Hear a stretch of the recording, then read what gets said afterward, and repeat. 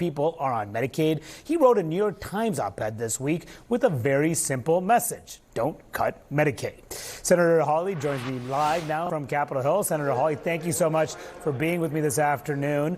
So as we just showed you, you were warning your party not to cut Medicaid. The speaker, though, he just said this about the House GOP's so-called big, beautiful bill. Listen. Will you cut Medicaid? We're not cutting Medicaid. Stop buying that. So he said, if you heard there, Senator Hawley said, we are not cutting Medicaid. Do you agree with the speaker? Is this bill not a cut to Medicaid? Well, the right thing to do is not to cut Medicaid, so I'm glad to hear him say that. Manu, it ought to be just a basic foundational principle. It is wrong to cut health care for the working poor, and that's what we're talking about here with Medicaid. My state is a Medicaid expansion state. Over 20% of Missourians, including hundreds of thousands of children, are on Medicaid. And Manu, they're not on Medicaid because they want to be. They're on Medicaid because they cannot afford health insurance in the private market. These are working people and their children who need health care. And it's just wrong to go and cut their health care when they're trying to make ends meet, trying to help their kids, trying to make sure that they're able to provide for their families. So I hope that the House GOP and the Senate GOP will get the message here. By the way, President Trump has said the same thing. No Medicaid benefit cuts.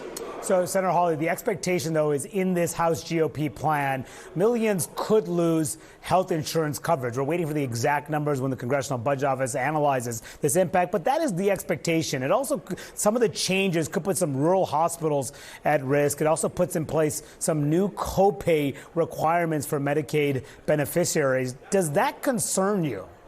Yes, both of those things concern me. Number one, I don't want to see any more rural hospitals in Missouri or anywhere else in America go out of business. We've lost too many of them in the state of Missouri, Manu. I don't like the idea of decreasing funding for rural hospitals. I'm worried that the House bill goes way too far in that regard. I also don't like what is basically a hidden tax on working poor people who are trying to get health care. I mean, this whole idea of we're going to charge them now additional copays in order to access health care. I have to say that just sounds like a tax to me. So now we're taxing poor people when they're trying to get access to health care? I've got big concerns about that. So if this bill comes over from the House to the Senate and you have to vote on it, are you no if this bill does not change? Yo, I'm not going to support this bill from the House in this form. I think that's clear. It's got to change before it can pass the Senate. And I continue to stand by my line in the sand, which is no Medicaid benefit cuts. Listen, if you want to do work requirements, I'm all for that. I bet every Republican and I bet most Americans would agree with that. But we're not talking here about just work requirements. The House goes much, much, much further than that. This is real Medicaid benefit cuts. I can't support that. No Republican should support that. We're the party of the working class, Manu. We need to act like it.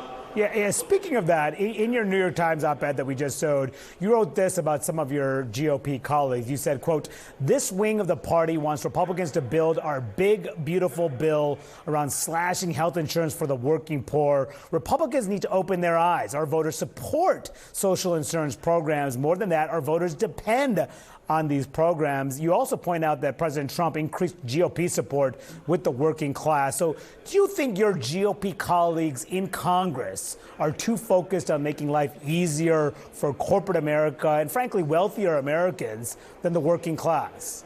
Well, I would just say it's a mistake to listen to outlets like the Wall Street Journal, for instance, that never met a corporate tax cut they didn't love, never met a corporate goodie that they didn't absolutely relish, but want to tax the working class like crazy. It's reverse class warfare is what it is. It's taxing the poor to give to the rich.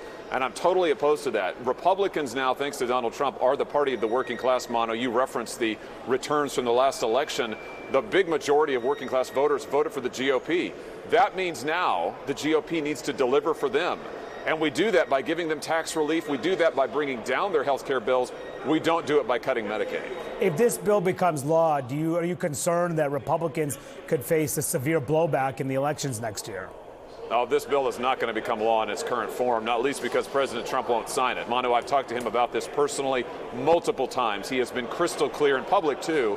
No Medicaid benefit cuts. We need to give a tax cut to working people, not raise their taxes when it comes to health care, not take away their health care benefits. I hope this bill will get refocused on delivering relief for working families. That's what we ought to be doing. Do you think some of the wealthier taxpayers should pay higher taxes?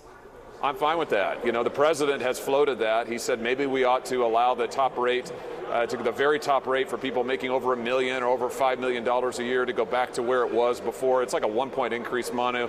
I would be fine with that if that's what the president wants to do. Bottom line is the focus ought to be working people. Working families were hammered under Joe Biden's presidency. Let's be honest. They cannot afford their groceries. They cannot afford their rent. They can't afford to buy a car. We need to give them tax relief. We don't need to take away their health care. So, Senator, some other news from this week. President Trump is currently in Qatar. He says he will accept as a gift a super luxury jet from the royal family there and use it as Air Force One for the duration of his presidency. Will then expect it to be donated to his presidential library. This is we're talking about a $400 million gift. Are you comfortable with that? Well, here's what I would say. I know that Qatar now wants to get close to the United States. Makes sense because we are once again the balance of power in the world. After 4 years of being laughed at under Joe Biden, people realize the U.S. is back, the U.S. is powerful, and they want to get close to us. On the jet, though, Manu, I just say this. I think we ought to have a big, beautiful jet. But I'd like it to be made in the United States of America. We can build stuff in America. President Trump has been very strong on that. The U.S. government ought to be buying all of our stuff in the United States of America. That's the route I would go. So should he turn down this gift if offered? I would just say if Qatar wants to be helpful, and I think it's great that everybody now wants to be friends with America, I can think of a lot of other things Qatar could do for us. Like, for example, quit harboring Islamic jihadist terrorists who are trying to kill Americans everywhere they can get their hands on them. That would probably be at the top of my list. But should he just say no? I mean, or do you think that he should accept it?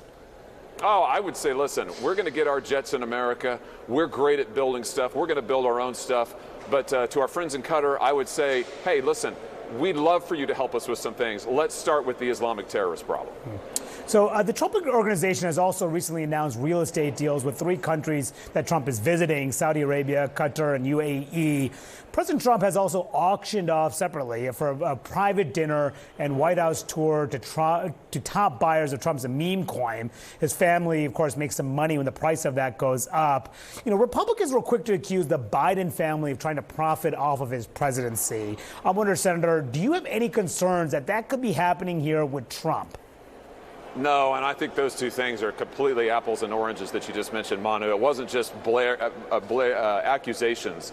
It was absolute facts in terms of the Biden administration, the Biden family profiting off of Joe Biden for years, going back to when he was a senator, going back to his time as vice president. And it wasn't just one country. It was Ukraine. It was China. It was everywhere. It wasn't just Hunter Biden. It was the president's son. It was the president's brother, rather, as well. But what about this meme coin? What about this meme coin? I mean, this auction for people, you know, that price, when the price goes up, it helps his family. Well, listen, I think nobody believes that Donald Trump can be bought. I mean, what does Donald Trump need more money for? I think Donald Trump is pretty focused on strengthening the United States of America. I think it's great that these other countries now want to get close to America again. I would just say let the president go out there and do what's best for the American people's interests. But you don't think he's auctioning off access here, the president? No, I don't. I don't see any evidence of that. And again, I mean, does anybody actually believe that Donald Trump needs more money or can be bought by money? I mean, the guy's rich. He's a billionaire. He's proud of it. He talks about it all the time. That's never been his focus, Manu. That's never been a way to get to him. I tell you, the way to get to him is to do something for America. And that's really the focus of this trip. You see all of this investment being announced by these foreign countries in the United States of America. That's a great thing. We want more investment from overseas in our country. We want to build things in this country again. We want manufacturing back in this country. That's the president's focus. All right, Senator Josh Hawley of Missouri, thank you so much for joining me. Really appreciate you coming on and giving us your perspective. Thanks for having me. Yeah, absolutely. Coming up, you just